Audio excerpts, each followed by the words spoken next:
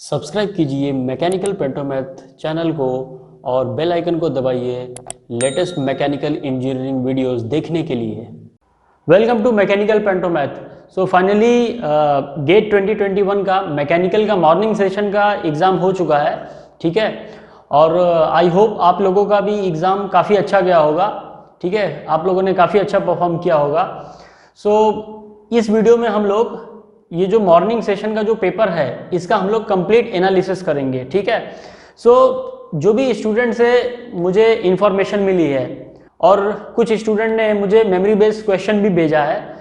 So overall जो भी information मुझे मिली है बेस्ड ऑन दैट हम लोग इस पेपर का एनालिसिस करेंगे, ठीक है। सो इसमें हम लोग ये डिस्कस करेंगे कि किस सब्जेक्ट से कितने कितने मार्क्स के क्वेश्चन पूछे गए, नेट टाइप कितने क्वेश्चन थे, एमसीक्यू कितने थे, एमएसक्यू कितने पूछे गए, ठीक है। और ओवरऑल जो भी सब्जेक्ट से जो भी क्वेश्चन पूछा गया उसका डिफिकल्टी लेवल क्या था, ठीक है। सो इससे हमें एक आइडिया मिल सकता है कि इस बार का जो पेपर है वो पास्ट ईयर के कंपैरिजन में टफ है, इजी है, मॉडरेट है। और इसके अलावा हम लोग ये भी देखेंगे कि 2021 में पीएसयूज और एमटेक का जो कट ऑफ होगा वो कितना होगा, एक्सपेक्टेड कितना होगा और कितने मार्क्स पे आपकी कितनी रैंक होगी, ठीक है। तो ओवरऑल सारी चीजें हम लोग कवर करेंगे। तो अब हम लोग स्टार्ट करते हैं। तो सबसे पहले तो ये जो मैकेनिकल का मॉर्निंग सेशन का जो पेपर है, यहाँ पे 1 मार्क के कितने क्वेश्चन पूछे गए, 2 मार्क के कितने क्वेश्चन पूछे गए और किस किस सब्जेक्ट से पूछे गए ये पहले हम लोग देख लेते हैं, ठीक है। तो सबसे पहला तो इंजीनियरिंग मैकेनिक्स से यहाँ पे 2 मार्क का एक क्वेश्चन पूछा गया, ठीक है, सिर्फ एक क्वेश्चन। और उसका जो डिफिकल्टी लेवल था वो भी हम लोग जान लेते हैं। डिफिकल्टी लेवल मॉडरेट था, ठीक है। Then strength of material, strength of material से 1 मार्क के 3 क्वेश्चन पूछे गए एंड 2 मार्क के 2 क्वेश्चन।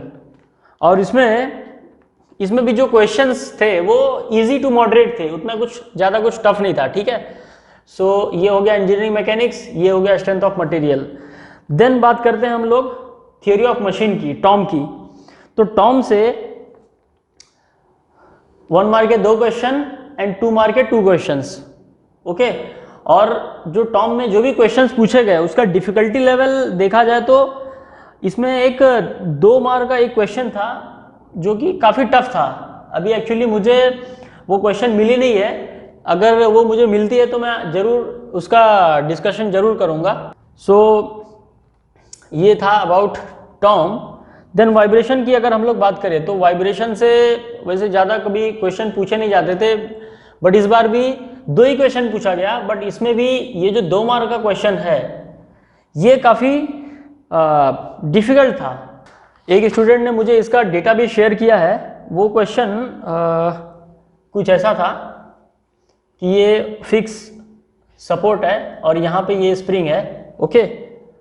और यहाँ पे एक बॉडी है, ठीक है, और ये यहाँ पे इसमें 2 व्हील लगा हुआ है और ये ग्राउंड है, ओके।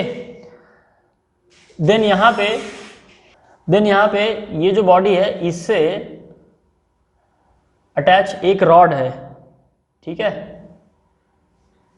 ये एक रॉड है। और इस बॉडी का जो मास है वो कैपिटल M है और ये जो रॉड है इसका मास स्मॉल m है। ये स्प्रिंग दैट इज K और ये acceleration due to gravity which is G, ठीक है। देन इसमें ये दिया है कि ये जो स्प्रिंग है वो इस डायरेक्शन में ऑसिलेट हो सकता है। सो इस डायरेक्शन का जो वेरिएबल होगा वो x होगा एंड ये जो रॉड है इट विल रोटेट। सो यहाँ का जो वेरिएबल है दैट इज थीटा दिया हुआ है, ठीक है। और ये पॉइंट P, ये पॉइंट Q, देन इसका लेंथ यहाँ पे दिया हुआ है B, ठीक है। और यहाँ पे एक फोर्स अप्लाई किया जा रहा है दैट इज फोर्स F, ठीक है। तो ये केस में ये बोला है कि ये जो स्प्रिंग है, स्प्रिंग डिफ्लेक्ट निग्लिजिबल, ठीक है, इसमें ये बोल दिया गया है। तो इसका ये पूछा है कि व्हाट इज लैग्रैंजियन L, ठीक है। तो ये क्या होगा? सो ये था अबाउट वाइब्रेशन। देन हम लोग बात करेंगे मशीन डिज़ाइन की। तो मशीन डिज़ाइन से अगर हम लोग मशीन डिज़ाइन को देखें तो इसमें से 1 मार्क के 1 क्वेश्चन एंड 2 मार्क के 3 क्वेश्चंस पूछे गए, ठीक है। और उनका अगर डिफ़िकल्टी लेवल देखा जाए तो ये जो 3 क्वेश्चन है इसमें एक इजी था, दूसरा मॉडरेट था और थर्ड वन इज डिफ़िकल्ट था, ठीक है। तो ओवरऑल मशीन डिज़ाइन का भी प्रॉब्लम काफ़ी टफ आया था इस बार, ठीक है। अब थर्मोडायनेमिक्स में 1 मार्क के 2 क्वेश्चन पूछे गए और 2 मार्क के 1 क्वेश्चन, ठीक है। तो ये जो थर्मोडायनेमिक्स है इस बार काफ़ी नए टॉपिक्स को कवर किया गया है, जैसे कि कंप्रेसिबिलिटी फैक्टर के ऊपर कभी कुछ प्रॉब्लम नहीं पूछा जाता था मोस्ट ऑफ द टाइम। अब तक पास्ट के जितने भी पेपर्स हुए हैं उसमें जनरली उसके ऊपर कोई न्यूमेरिकल नहीं आता था, ठीक है। थियरी क्वेश्चन तो शायद कभी पूछा है उसमें, बट न्यूमेरिकल अब तक कभी नहीं पूछा था। तो इस बार जो है एक प्रॉब्लम आया था इसके ऊपर, तो वो ज़रा मैं डिस्कस करना चाहूँगा। 1 मार्क का था, ठीक है। इसमें क्या क्या दिया है आपको? इसमें जो है प्रेशर दिया था, ठीक है, 1500 kilo pascal, okay. Then specific volume यहाँ पे दिया था 2.75 मीटर क्यूब पर kilo mole, okay. And compressibility factor दिया है Z विच इज 0.95। तो ये केस में व्हाट इज द टेम्परेचर, और ये पूछा था इन डिग्री सेल्सियस। तो इसमें जब आप सॉल्व करेंगे तो जो आंसर मिलेगा, ठीक है, वो केल्विन में मिलेगा, ठीक है। अगर आप आइडियल गैस इक्वेशन का यूज करके, जैसे ये जो हमारे पास फॉर्मूला है PV = ZRT, ठीक है, तो इससे जब आप सॉल्व करेंगे तो जो टेम्परेचर मिलेगा वो मिलेगा आपको केल्विन में, ठीक है। और जो आंसर आपको मिलेगा केल्विन में वो ऑप्शंस में ऑलरेडी दिया हुआ है, ठीक है। बट पूछा किस में था? ये डिग्री सेल्सियस में, ठीक है। तो अगर आपने केल्विन वाले आंसर को टिक किया है तो वो रॉन्ग हो जाएगा, क्योंकि यहाँ पे पूछा है डिग्री सेल्सियस में, ठीक है। तो ये भी सिंपल क्वेश्चन था, बट ये फॉर्मूला वहाँ पे याद होना चाहिए आपको, ठीक है। और यहाँ पे जो R की वैल्यू हम लोग पुट करेंगे वो भी केयरफुली पुट करना है, क्योंकि इसका यूनिट हमें देखना है, फिर बेस्ड ऑन दैट इसका जो वैल्यू होगा वो हम लोग यहाँ पे पुट करेंगे, ठीक है। सो ये भी क्वेश्चन अच्छा था काफ़ी। देन अगर मैं थर्मोडायनेमिक्स का जो एप्लीकेशन है उसकी बात करूँ, जैसे पावर प्लांट हो गया, ठीक है, रेफ्रिजरेशन एयर कंडीशनिंग हो गया, तो इसके ऊपर भी इस बार 1 मार्क का 1 ही क्वेश्चन पूछा है, बट 2 मार्क के टोटल 3 क्वेश्चन पूछे गए, ठीक है। तो इसमें भी काफ़ी अच्छे अच्छे क्वेश्चन पूछे गए, बट कुछ क्वेश्चन मैं डिस्कस करना चाहता हूँ। जैसे कि एक जो है फेज डायग्राम के ऊपर प्रॉब्लम पूछा था, मतलब उसमें पूछा था कि what is the triple point temperature, और 2 इक्वेशंस दिए थे। सबसे पहला तो लिक्विड वेपर बाउंड्री के टाइम पे एक इक्वेशन दिया था, एंड दूसरा जो है सॉलिड वेपर बाउंड्री में दूसरा इक्वेशन दिया था, ठीक है। तो उसको भी हम लोग देख लेते हैं, ठीक है। तो इस प्रॉब्लम में क्या हुआ था? इस प्रॉब्लम में ये दिया था कि ln of P is equal to 24.38 minus 3063 divided by T, ठीक है।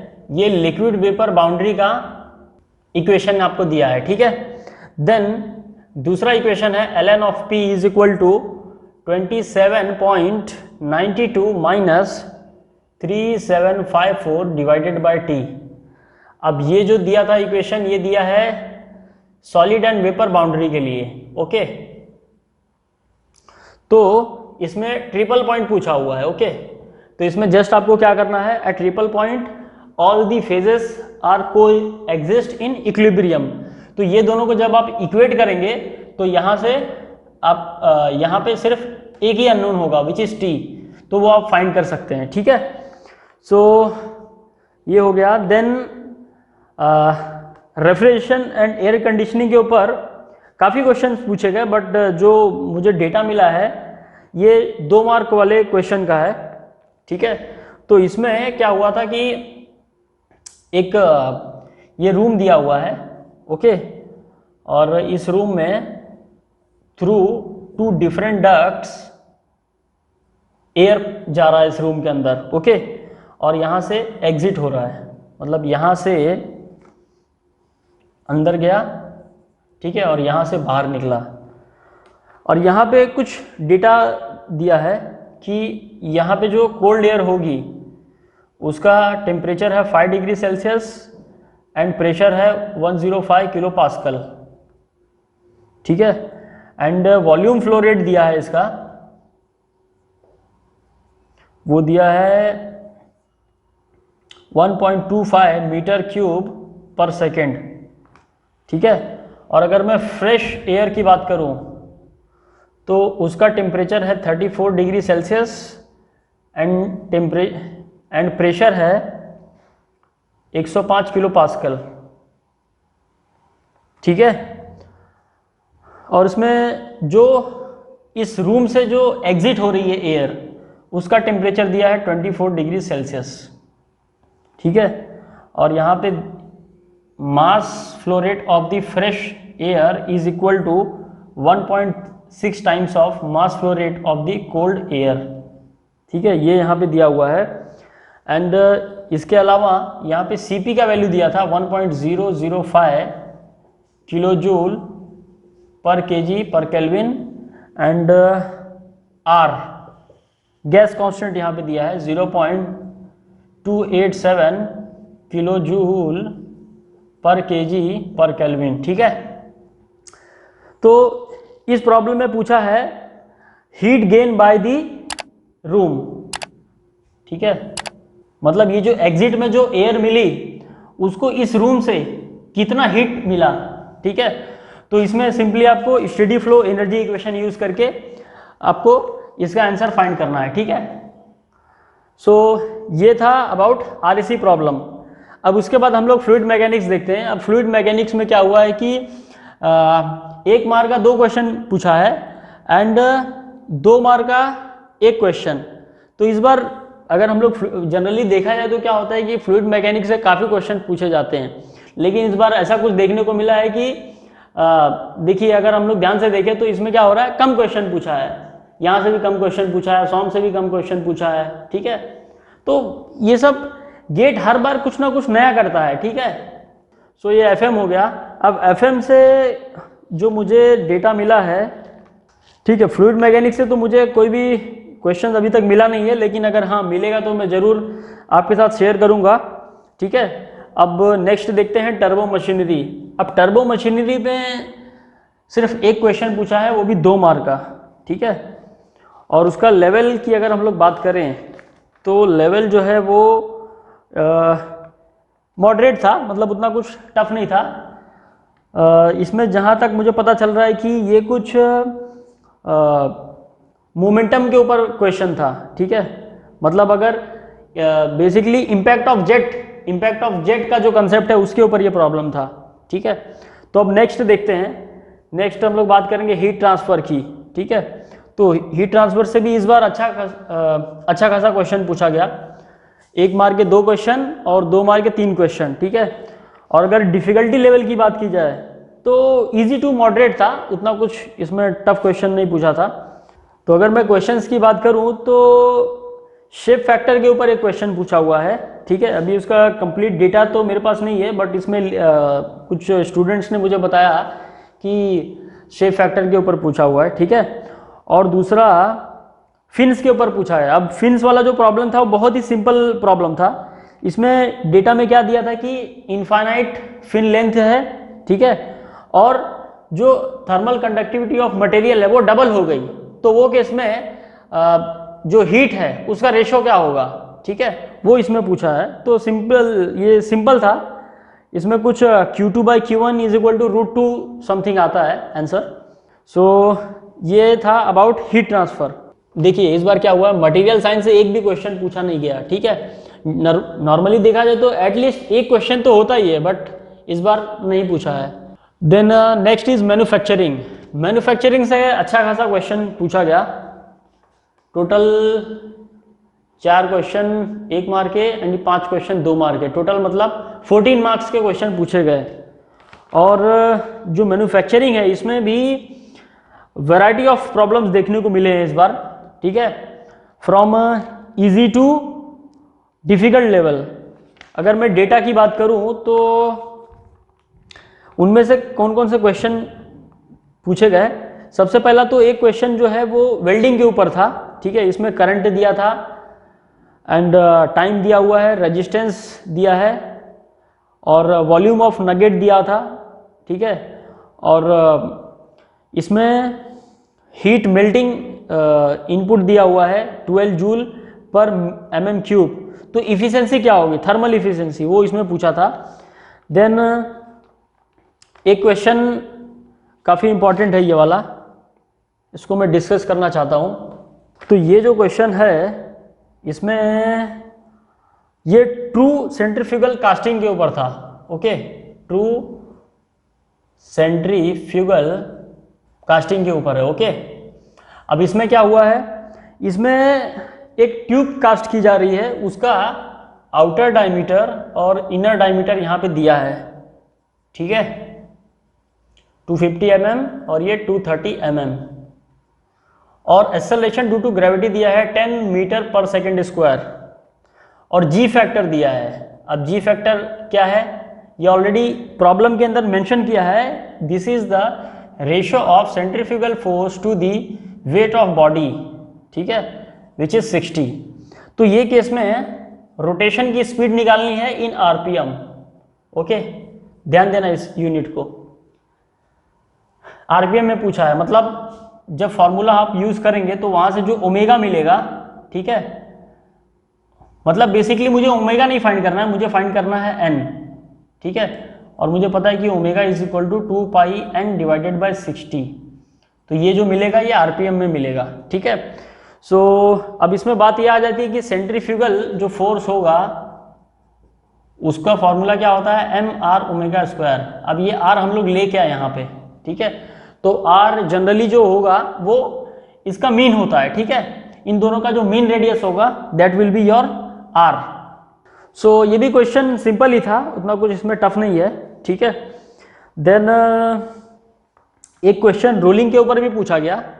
अब ये जो रोलिंग का कंसेप्ट है इसमें बेसिकली विड्थ, प्लेट का विड्थ दिया गया, ठीक है, अब विड्थ है इसमें 200 mm, ओके, और उसका जो थिकनेस था, इनिशियल थिकनेस था 20 mm और वो रिड्यूस होके हो गया 18 mm, ठीक है। जो रोलर का रेडियस है वो इसमें यहाँ पे दिया है 300 mm and speed of rotation है 50 RPM। देन स्ट्रेंथ कोएफिशिएंट यहाँ पे दिया है आपको which is K, that is 300 MPa। Then strain hardening exponent which is small n, ये दिया है 0.2, ठीक है, और कोएफिशिएंट ऑफ फ्रिक्शन इज 0.1। तो ये केस में पूछा है what is the roll force, ठीक है, रोलिंग करते टाइम कितना फोर्स प्रोड्यूस होगा वो इसमें निकालना है, ठीक है। तो इसका जो फॉर्मूला है वो आप यूज करके इसको फाइंड कर सकते हैं, ठीक है। अब हम लोग बात करते हैं इंडस्ट्रियल की, ठीक है। तो इंडस्ट्रियल के ऊपर भी इस बार काफ़ी टफ क्वेश्चन पूछे गए। इंडस्ट्रियल से अगर देखा जाए तो 1 मार्क का 1 क्वेश्चन है और 2 मार्क के 4 क्वेश्चन है, और उसमें से मोस्ट ऑफ द क्वेश्चन थे थोड़ा सा वो मॉडरेट टू डिफिकल्ट थे, ठीक है। मैं पूरा डिफिकल्ट नहीं बोलूँगा बट फिर भी उसमें थोड़ा ट्रिक था, थोड़ा लेंदी था वो, ठीक है। एंड तो ये इंडस्ट्रियल हो गया। अब इंडस्ट्रियल से रिलेटेड मेरे पास कुछ इन्फॉर्मेशन तो अभी फ़िलहाल नहीं है, हाँ, बट ये क्विंग मॉडल के ऊपर ये क्वेश्चन था, ठीक है, अराइवल रेट दिया हुआ था एंड उसमें ये बोला है कि no customer arrival as open the shop for first 3 minute, मतलब शॉप जैसे ही ओपन होती है तो first 3 minute no customer arrives, तो find the probability that customer arrive is in next 3 minute, ठीक है। तो इसके ऊपर भी क्वेश्चन पूछा है, ठीक है। एंड इसके अलावा और ठीक है, ये तो इंडस्ट्रियल हो गया। अब मैथ्स की बात करते हैं। तो मैथ्स में टोटल ये देखिए यहाँ पे 1 मार्क के 5 क्वेश्चन एंड 2 मार्क के 3 क्वेश्चन। और ये जो मैथ्स था इस बार का थोड़ा सा मैं बोलूँगा कि टुवर्ड्स डिफिकल्ट था। ठीक है, तो ये देखने को मिला है इस बार। एंड एक क्वेश्चन ड्राइंग से रिलेटेड भी समथिंग था, बट सिंपल क्वेश्चन था। उसमें कुछ तो क्या क्या दिया है, एक मिनट, हाँ मैं डिस्कस करता हूँ आपके साथ। हाँ, इसमें एक डायरेक्ट्रिक्स है और दूसरा जो है वो है जनरेट्रिक्स। ठीक है, डायरेक्ट्रिक्स एंड जनरेट्रिक्स। तो इसमें कौन सा सरफेस जनरेट होगा, तो वो पूछा है। ठीक है, तो इसका आंसर तो सिलेंड्रिकल सरफेस है, क्योंकि सिलेंड्रिकल सरफेस ही जनरेट होगा। कैड से रिलेटेड भी कुछ क्वेश्चंस पूछे थे, इसका डेटा तो अभी मेरे पास नहीं है फिलहाल। अब जैसे एक क्वेश्चन था कि हेलिकल स्प्रिंग का जो कॉइल है, ठीक है, उसका ये क्रॉस सेक्शन है, तो इसमें जो स्ट्रेस जनरेट हो रही है वो कुछ इस तरह से हो रही है। ठीक है, कुछ इस तरह से था वो, this is negative and this is positive था यहाँ पे। ठीक है, तो ये केस में पूछा है कि जो स्ट्रेस जनरेट हो रही है वो उसका रीजन क्या है, मतलब डायरेक्ट स्ट्रेस की वजह से हो रही है कि कंबाइन स्ट्रेस की वजह से हो रही है या कर्वेचर इफेक्ट मिल रहा है। ठीक है, तो किस वजह से ये मुझे ग्राफ मिल रहा है। ठीक है, तो इसका आंसर तो होगा this is due to direct stress and torsional shear stress. ठीक है, मतलब डायरेक्ट शियर स्ट्रेस एक मिलेगा एंड दूसरा टॉर्सनल शियर स्ट्रेस मिलेगा। इन दोनों की वजह से मुझे ये डायग्राम मिलेगा। तो अब हम लोग एक क्वेश्चन है जो गायरोस्कोपिक के ऊपर पूछा गया, उसके बारे में भी डिस्कस करते हैं। इसमें मास मोमेंट ऑफ इनर्शिया दिया है, ठीक है, और रोटर का एंगुलर स्पीड दिया है, और इसमें रोलिंग का रोटेशन का स्पीड दिया है। ठीक है, और पूछा है what is the gyroscopic couple क्या होगा। ठीक है, तो अब इसमें कुछ स्टूडेंट बोल रहे हैं मेरा 6000 आया, कुछ बोल रहे हैं 0 आएगा। ठीक है, तो एक्चुअली इसमें एक डायग्राम भी दिया था। ठीक है, तो उसको काफ़ी इंपॉर्टेंट था कि मतलब आप डायग्राम को चेक करें, क्योंकि स्पीड ऑफ रोटेशन, ठीक है, वो और प्रिसिजनल स्पीड ऑफ रोटेशन दोनों की जो एक्सेस है वो 90 डिग्री होनी चाहिए। अगर वो पैरेलल है तो वहां पे गायरोस्कोपिक कपल जनरेट ही नहीं होगा। ठीक है, तो अभी तो फिलहाल मेरे पास इसका डायग्राम नहीं है, नहीं तो मैं जरूर बताता आपको। ठीक है, तो ये भी आप देख लेना, अगर वो पैरेलल था तो in that case it will be 0। ठीक है, otherwise it will be some value around 6000। ठीक है, तो ये था गायरोस्कोपिक कपल के ऊपर। देन उसके बाद मेट्रोलॉजी से भी एक प्रॉब्लम पूछा था, कुछ इसमें ग्राफ दिया हुआ है कुछ इस तरह से। ये रफनेस हाइट दिया है यहाँ पे, ठीक है, और यहाँ पे लेंथ दिया हुआ है। ठीक है, यहाँ पे +1, यहाँ पे -1, और ये जो ग्राफ था ये कुछ इस तरह से चेंज हो रहा है। ठीक है, तो ये केस में सेंट्रल लाइन एवरेज क्या होगा। ठीक है, सेंट्रल लाइन एवरेज हाइट, और ये यहाँ पे ये दिया हुआ है ईच लेंथ इज L/4। ठीक है, ये पूरा का पूरा L/4 है, तो ये आपको इसमें निकालना था। ये भी 1 मार्क का क्वेश्चन था। देन उसके बाद एक रबर के ऊपर एक क्वेश्चन पूछा गया। ठीक है, तो इसमें कुछ fundamental relation of rubber band दिया हुआ है, उसका कुछ इक्वेशन यहाँ पे दिया था कि du is equal to T into ds plus tau into dl। ठीक है, यहाँ पे capital T is the absolute temperature, S is the entropy and tau is the tension in the rubber, L is the length. तो correct relation क्या है वो find करना था। ठीक है, इसके बाद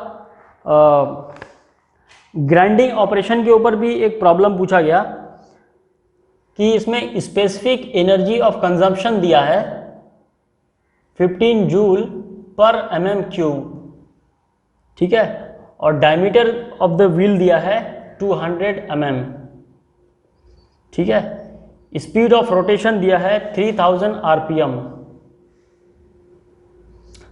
एंड मटेरियल रिमूवल रेट यहाँ पे दिया है 6000 mm क्यूब पर मिनट। तो ये केस में टेंजेंशियल फोर्स क्या होगा? ठीक है, ये भी सिंपल क्वेश्चन है। और उसके बाद एक क्वेश्चन दिया था, ये भी काफ़ी अच्छा क्वेश्चन था, कि कैंटिलीवर है और एंड में एक कपल एक्ट हो रहा है M, टोटल इसकी लेंथ है कैपिटल L, ठीक है, और इसमें पूछा है मिड पॉइंट पे कितना डिफ्लेक्शन होगा। ठीक है, तो ये भी काफ़ी अच्छा क्वेश्चन था। ठीक है, सो इसके अलावा और भी कुछ क्वेश्चंस मेरे पास आए हैं, ज़रा देख लेता हूँ। हाँ, अभी एक कंसेप्ट है जो कि जनरली ये शायद बहुत कम लोगों ने पढ़ा होगा, या शायद किसी ने भी पढ़ा भी हो, बट अब तक ऐसे क्वेश्चन पास्ट जो प्रीवियस ईयर डेट हैं उसमें अब तक ऐसे क्वेश्चन कभी नहीं पूछे गए। इसमें क्या था कि राइट सॉलिड सर्कुलर कोन दिया हुआ है, ठीक है, कुछ इस तरह का, और वो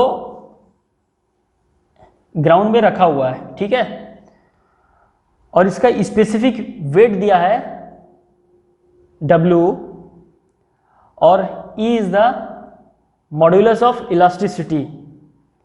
तो ये केस में डिफ्लेक्शन एट मिड हाइट, मतलब ये जो इसकी हाइट है, इसके मिड में अगर इसकी टोटल हाइट है h और इसका ये रेडियस है कैपिटल R, ठीक है, ये h हो गया, ये R हो गया, तो मिड हाइट होगी ये। तो यहाँ पे डिफ्लेक्शन कितना मिलेगा, वर्टिकल डिफ्लेक्शन, वो इसमें पूछा हुआ है। ठीक है, देन टॉम के ऊपर भी एक अच्छा क्वेश्चन पूछा गया, सिंपल क्वेश्चन है ये, क्विक रिटर्न रेशो के ऊपर पूछा है। ठीक है, इसको भी हम लोग डिस्कस कर लेते हैं यहाँ पे। तो ये क्वेश्चन भी टॉम से पूछा गया और इसमें कुछ इस तरह का मैकेनिज्म दिया हुआ था, और लिंक का लेंथ भी यहाँ पे मेंशन किया है। OP is 300, OA is 150 and AR is 160, ठीक है, देन RS इज 450, और पूछा है quick return ratio will be what. ठीक है, तो इसमें ये आपको फाइंड करना था। देन एक सॉम से एक प्रॉपर्टीज़ के ऊपर भी एक प्रॉब्लम पूछा गया। ठीक है, इसमें एक ग्राफ दिया है स्ट्रेस वर्सेस स्ट्रेन का, ये ग्राफ कुछ इस तरह से जाता है एंड यहाँ पे रिटर्न आता है। ठीक है, और ये वैल्यूज़ है यहाँ पे, this is 200 and this is 0.03 and this is 0.01। ठीक है, तो ये क्वेश्चन में ये पूछा है कि plastic and elastic strain corresponds to 200 megapascal. Okay, तो ये फाइंड करना था। सो ओवरऑल काफ़ी क्वेश्चंस हमने डिस्कस कर लिया, जो भी डेटा मुझे अब तक मिला है। ठीक है, और अब मेरे पास क्या बचा यहाँ पे। ठीक है, एक क्वेश्चन मशीन डिज़ाइन से था, वो भी काफ़ी अच्छा क्वेश्चन है, 2 मार्क का था, इसको भी हम लोग डिस्कस कर लेते हैं। ठीक है, तो ये क्वेश्चन जो है ये वेल्डिंग के ऊपर था। ठीक है, इसमें एक बेस प्लेट दिया हुआ है और उसके ऊपर जो है ये एक स्ट्रक्चर है जो कि यहाँ से वेल्ड किया गया है। ठीक है, ये इसका दूसरा व्यू। ओके, अब ये जो लेंथ है ये दिया है 50 mm। ठीक है, ये जो लेंथ है ये दिया है 40 mm। ठीक है, और ये है टोटल 150 mm। ठीक है, और एंड पे यहाँ पे एक लोड लग रहा है, कितने का, 2 किलो न्यूटन का लोड, और अलाउेबल शियर स्ट्रेस दिया है इसमें 60 न्यूटन पर mm का स्क्वायर, और लेग साइज पूछा है। ठीक है, लेग साइज क्या होगा। तो ये जो क्वेश्चन है ये भी काफ़ी अच्छा है, क्योंकि अगर हम लोग स्ट्रेस की बात करें तो इसमें दो तरह की स्ट्रेस डेवलप होगी। सबसे पहले तो डायरेक्ट शियर स्ट्रेस, और दूसरा ये यहाँ पे एक बेंडिंग मोमेंट क्रिएट कर रहा है, तो इस बेंडिंग मोमेंट की वजह से यहाँ पे एक बेंडिंग स्ट्रेस प्रोड्यूस होगा।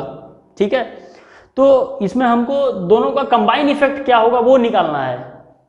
इसमें हम लोग क्या करेंगे, मैक्सिमम जो शियर स्ट्रेस होगा, ठीक है, टाउ मैक्स, वो हम लोग फाइंड करेंगे, और बेस्ड ऑन दैट इसको इसके साथ इक्वेट करके, क्योंकि ये अलाउेबल है, ठीक है, ये अलाउेबल है, मतलब मैं बोल सकता हूं कि this allowable stress must be less than और equal to the under root bending by 2 का स्क्वायर प्लस टाउ का स्क्वायर। ये जो होगा वो डायरेक्ट शियर स्ट्रेस होगा, और ये जो बेंडिंग स्ट्रेस इसमें प्रोड्यूस होगा। ठीक है, सो ये हम लोग जब यूज करेंगे तो वहां से हमें लेग साइज मिल जाएगा। ठीक है, सो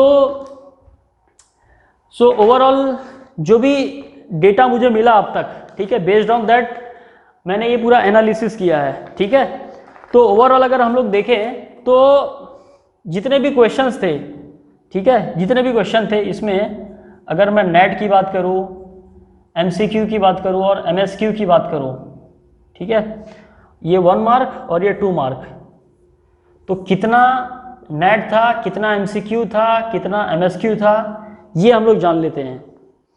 ठीक है, तो 1 मार्क के 5 क्वेश्चन नेट में और 2 मार्क के 20 क्वेश्चन। ठीक है, और एमसीक्यू अगर हम लोग देखें तो 25 एमसीक्यू 1 मार्क के और 14 2 मार्क के।